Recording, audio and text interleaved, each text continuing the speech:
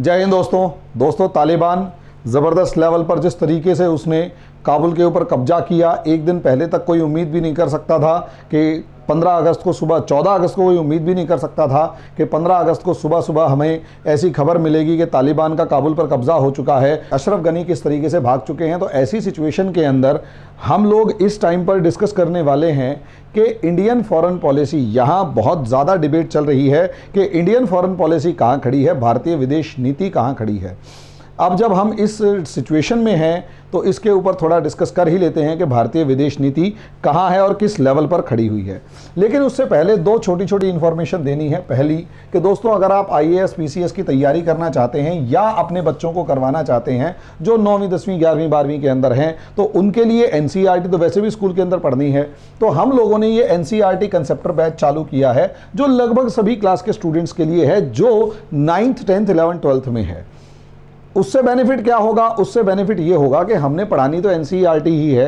अब यही NCERT UPSC में भी पढ़ाई जाती है और यही NCERT स्कूल्स में भी पढ़ाई जाती है। लेकिन फ़र्क क्या होता है कि इस NCERT को स्कूल्स में पढ़ाया जाता है किताबों और गाइडों को रटवाने या एक रीड करवा दिया जाता है, जिससे क्या होता है बच्चे के कंसेप्ट डेवलप नहीं हो पाते। तो हम लोगों ने क्या किया है, ये batch 9th to 12th class के स्टूडेंट्स या उसके साथ साथ जो ग्रेजुएशन करने वाले स्टूडेंट्स हैं उन सबके लिए एक बैच स्टार्ट किया है। इस बैच में NCERT को UPSC के कंसेप्ट के अकॉर्डिंग, किताब वही है, लिखा वही है, उसका इंटरप्रिटेशन UPSC लेवल पर करवा दिया जाएगा, जिससे बच्चा जो है कम से कम उस माइंडसेट को डेवलप कर पाएगा कि उसे किस तरीके से सोच समझ के आगे बढ़ना है। और बाकी लेक्चर्स के अंदर बाकी गाइडेंस तो मिलती ही रहती है। तो आप अगर खुद स्टूडेंट हैं तो खुद जुड़िए, वरना अगर आपके बच्चे इस चीज़ के अंदर जुड़ सकते हैं तो कोई समस्या नहीं है, आप उन्हें हमारे साथ जोड़िए। हमारी पूरी कोशिश रहेगी आपके सपनों को जो आप अपने बच्चों के लिए देख चुके हैं उन्हें पूरा करें। फीस बहुत ज़्यादा नहीं रखी है यार, 1 महीने का ट्रायल भी ले सकते हो इतनी फीस देने के बाद, और नीचे दिए गए नंबर्स पर कॉल करें। और अगर आप UPSC के स्टूडेंट हैं और प्रॉपरली UPSC की तैयारी कर चुके हैं, NCERT के कंसेप्ट्स आपके मजबूत हो चुके हैं, ऐसी सिचुएशन में आपको हायर लेवल प्रिपरेशन शुरू कर देनी चाहिए। और इंडियन पॉलिटी का बैच जो खासकर M लक्ष्मीकांत लेवल पर पढ़ाया जाएगा वो चालू हो चुका है मंडे से। अब इस बैच के अंदर ज्वाइन करने का भी वही प्रोसेस है। फीस हमने इसमें भी ज्यादा नहीं रखी है, 500 रुपीज पर मंथ की है। और इन नंबर्स पर आप कॉल करेंगे, इन नंबर्स पर आप कॉल करेंगे और इस बैच में जुड़ेंगे। जल्दी से जल्दी कॉल कीजिए, कहीं आप पीछे ना रह जाएं। घर बैठे हुए ऑनलाइन क्लासेस की तैयारी है, कोई बहुत ज्यादा वाली बात नहीं है। और दोस्तों, अब टॉपिक पे आ जाते हैं। टॉपिक है हमारा अफगानिस्तान के अंदर भारतीय विदेश नीति फेल कैसे हुई। एक बार इसका छोटा सा एनालिसिस हम कर लेते हैं तो ज्यादा अच्छा समझ में आएगा। दोस्तों यार, सीधी सी बात यह है, आप किस एंगल पर Indian foreign policy in Pakistan को चेक कर रहे हैं। Indian foreign policy in Pakistan, किस एंगल पर आप इसे चेक कर रहे हैं, पहले यह बताइए। मजे की बात यह है, जब आप Indian foreign policy in Pakistan देख रहे होते हैं तो हम एक तरफ तो ये देखते हैं कि विक्ट्री कैसे हुई, क्या हम जीते या हारे। अब ऐसी सिचुएशन में, और दूसरा, चलो पहले दूसरा बोल देता हूं, दूसरा ये कि हम इस चीज को नोटिस कर रहे होते हैं कि व्हाट इंटरेस्ट्स इंडिया हैड, या फिर in protection of Indian interests in Pakistan, interests in Pakistan. हमारे को इन दो क्राइटेरिया के ऊपर इंडियन फॉरेन पॉलिसी को जज करना है। तो सबसे पहले एक बात समझ लीजिए, भले ही हमारा मैप के ऊपर अफगानिस्तान से बॉर्डर मैच टच करता हो मैप के ऊपर, लेकिन अगर आप फिजिकल कनेक्शन देखेंगे तो इंडिया का अफगानिस्तान के साथ कोई फिजिकल कनेक्शन नहीं है, क्योंकि इस इलाके के ऊपर इसे कहा जाएगा POK और इस इलाके के ऊपर पाकिस्तान का कब्जा है। और जब तक हम पाकिस्तान को तोड़कर 5 टुकड़ों में बांटकर इस POK पर कब्जा नहीं कर लेते, तब तक अफगानिस्तान से हम बॉर्डर शेयर नहीं करेंगे। अब ऐसी सिचुएशन के अंदर आप खुद सोचकर बताइए कि इंडिया का अफगानिस्तान से कोई डायरेक्ट रूट नहीं है, या तो हमारे को पाकिस्तान से रास्ता मिले या फिर हमारे को ईरान से रास्ता मिले। जितने भी बाकी प्लेयर्स हैं, चाहे आप उसमें रशिया को देखेंगे तो रशिया तुर्कमेनिस्तान, उज्बेकिस्तान और ताजिकिस्तान के थ्रू अफगानिस्तान में एंटर कर सकता है। चाइना को अगर आप देखेंगे तो चाइना का भले ही कुछ किलोमीटर का सही, लेकिन बॉर्डर है जो कनेक्ट होता है, और ईरान का भी एक लंबा चौड़ा बॉर्डर कनेक्ट होता है। पाकिस्तान का तो बहुत ही बड़ा, सबसे लंबा बॉर्डर तो पाकिस्तान के साथ ही शेयर होता है। अब ऐसी सिचुएशन में ये लोग तो अफगानिस्तान के अंदर डायरेक्ट प्लेयर हैं, डायरेक्ट इन्फ्लुएंस कर सकते हैं, लेकिन इंडिया का तो कोई डायरेक्ट रोल ही नहीं है ना। इंडिया का कोई भी डायरेक्ट रोल नहीं है। अब ऐसे में आप ये कहेंगे कि हमारे 4 मोहल्ले छोड़कर एक लड़ाई हो रही है, हमारे 4 मोहल्ले छोड़कर एक लड़ाई हो रही है, हमारे उसमें इंटरेस्ट थे, अब वहां हम जीते या हारे। तो यहां मैं एक सवाल का जवाब दूंगा, यार सोचने वाली बात है, विक्ट्री के अंदर विक्ट्री या लॉस अगर आप वहां पर देखते हैं तो India was not a player in war, not a player in war. India युद्ध में तो कहीं कोई प्लेयर था ही नहीं। इंडिया ने तालिबान के खिलाफ कहीं किसी कैंपेन के अंदर ऑन रिकॉर्ड हिस्सा ही नहीं लिया। इंडिया वहां पर एक ऐसा प्लेयर था, जैसे सऊदी अरेबिया भी था, इंडिया एक ऐसा प्लेयर था कि भाई चुपचाप वहां डैम बना रहा है, स्कूल बना रहा है, रोड बना रहा है, हॉस्पिटल बना रहा है, पार्लियामेंट की बिल्डिंग बना रहा है, राष्ट्रपति भवन की मरम्मत कर रहा है और ब्रिजेस बना रहा है, और सब वो डेवलपमेंट प्रोजेक्ट्स कर रहा है जो 1400 के करीब हैं और $3 बिलियन खर्च कर चुका है। अब ऐसी सिचुएशन में आप ये कहोगे इंडिया का ये वाला इन्वेस्टमेंट भी तो डूब गया। इन्वेस्टमेंट तब होता है दोस्तों जब आप उसके रिटर्न की उम्मीद करो। आपने किसी को दान दे दिया तो दान करने के बाद इन्वेस्टमेंट काहेगा।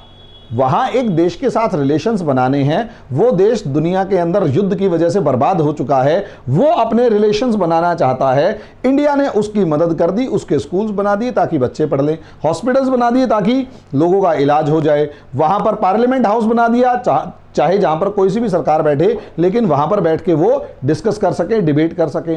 वहां डैम बना दिए ताकि लोगों को पानी की समस्या का हल हो जाए, और भी दूसरे प्रोजेक्ट्स बना दिए, सड़कें से लेकर जो भी रेलवे प्रोजेक्ट्स वगैरह, ताकि इंडिया वहां ताकि लोगों को सहूलियत मिले, लोगों के अंदर इंडिया की एक पॉजिटिव अप्रोच फैले। अब यहां इंडिया का जो चीज तुमने दान दे दी, दान से तो तुम रिटर्न की उम्मीद करते ही नहीं, तो वहां जीत कैसी और हार कैसी, वहां पर जीत कैसी और हार कैसी। अब ऐसी सिचुएशन के अंदर जो लोग ये कह रहे हैं कि इंडिया वहां हार गया, इंडियन फॉरेन पॉलिसी वहां बर्बाद हो गई, तो दोस्तों सीधी सी बात है, थोड़ा सा बैलेंस्ड अप्रोच अपनाएंगे तो पता लगेगा आप जीत या हार में तब होते जब आप किसी फाइटर ग्रुप में शामिल होते। इंडिया वहां किसी तरीके की कोई फाइटर ग्रुप में शामिल नहीं था। इंडिया का दूर दूर तक किसी भी लड़ाई झगड़े की ग्रुप से लेना देना नहीं था। वो अपने सिंपल डेवलपमेंट वर्क कर रहा था। $3 बिलियन एक तरीके से दान दे दिए। भैया पैसा था, दान दे दिया, पैसा था, दान दे दिया। अब वो दान डूब गया तो ऐसा कौन सा व्यक्ति होता है जो ये कहता है दान डूब गया? इन्वेस्टमेंट डूबती है, दान थोड़ा ना डूबता है।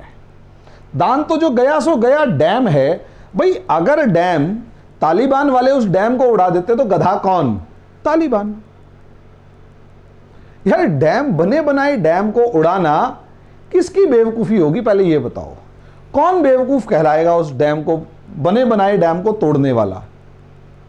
तालिबान कहलाएगा अगर वो तोड़ देता है। अब बनी हुई पार्लियामेंट हाउस है, उसे ये कहे क्योंकि ये इंडिया ने बना रखी है और पुरानी सरकार यहां बैठती थी इसलिए हम इस पार्लियामेंट हाउस को उड़ा देंगे, तो बेवकूफ कौन?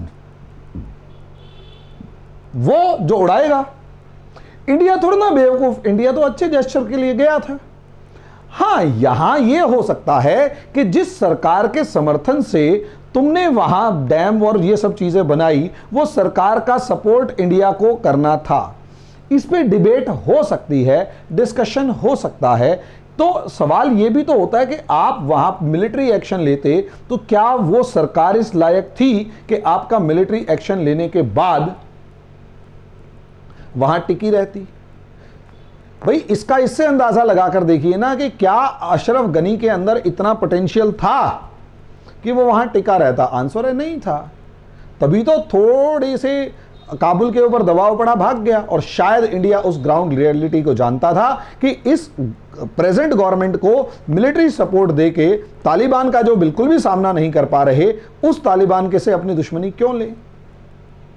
तो ये फॉरेन पॉलिसी की एक मतलब इंटेलिजेंस ही थी कि उन्होंने एक ऐसी गवर्नमेंट का सपोर्ट करने से मना कर दिया और दूसरी ऐसी पावर की दुश्मनी, सीधी दुश्मनी लेने से मना कर दिया, जो शायद, हालांकि मैं इस फेवर में था कि इंडिया को थोड़ा सा तो किसी प्रकार की सपोर्ट देनी चाहिए, लेकिन मेरा मानना ये अब जिस तरीके से पिक्चर्स क्लियर है, क्योंकि देखो वहां काम करने वाली जो ऑर्गेनाइजेशंस हैं और जो अपनी गवर्नमेंट है उसको हमसे कहीं ज्यादा ग्राउंड रियलिटीज पता होती हैं और वो उसी के अकॉर्डिंग डिसीजंस ले रहे होते हैं। हालांकि मैं इस फेवर में था कि भारत को कहीं ना कहीं तालिबान के खिलाफ उस सरकार का समर्थन करना चाहिए, लेकिन अब जिस तरीके से रियलिटी दिखाई दे रही है कि जिस सरकार का समर्थन करने की हम जैसे लोग बात कर रहे थे, वो सरकार इस लायक ही नहीं थी, वो सरकार इस लायक ही नहीं थी कि उसे सपोर्ट किया जाए, क्योंकि आर्मी से लेकर हर चीज के मामले में वो डोमिनेट कर रहे थे तालिबान के सामने, लेकिन वो कहीं पर भी तालिबान के सामने टिक ही नहीं पाए।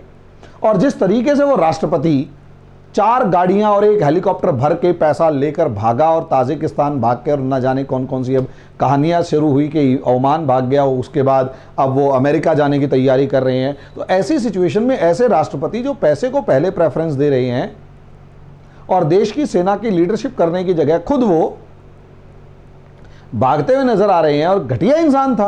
अब ऐसी सरकार को अगर हमारी डिप्लोमेसी ने, हमारे फॉरेन मिनिस्ट्री ने, हमारी कंट्री ने सपोर्ट नहीं किया तो शायद एक बहुत अच्छा स्टेप रहा हो, और ये स्टेप अच्छा प्रूव हुआ है। उस समय पर उनके पास ऐसा आइडिया रहा हो जो आज के दिन प्रूव अच्छा हुआ है, और वो उन्हें ज़्यादा जानते थे। भाई मैं तो अशरफ गनी से मिला नहीं, मैं तो उनके बारे में पढ़ के ही अंदाज़ा लगा सकता हूँ। हमारे विदेश मंत्री, हमारे प्रधानमंत्री मिले हुए हैं, उनको पता होगा कि घटिया इंसान है, बढ़िया इंसान है।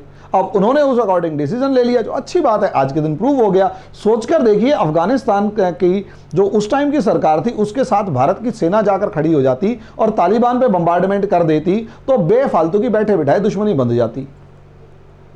अब ऐसे में तालिबान भले ही अब कुछ ना कर रहा हो, तो उस टाइम पर तो सिचुएशन ये होती कि खुल के कर रहा होता है।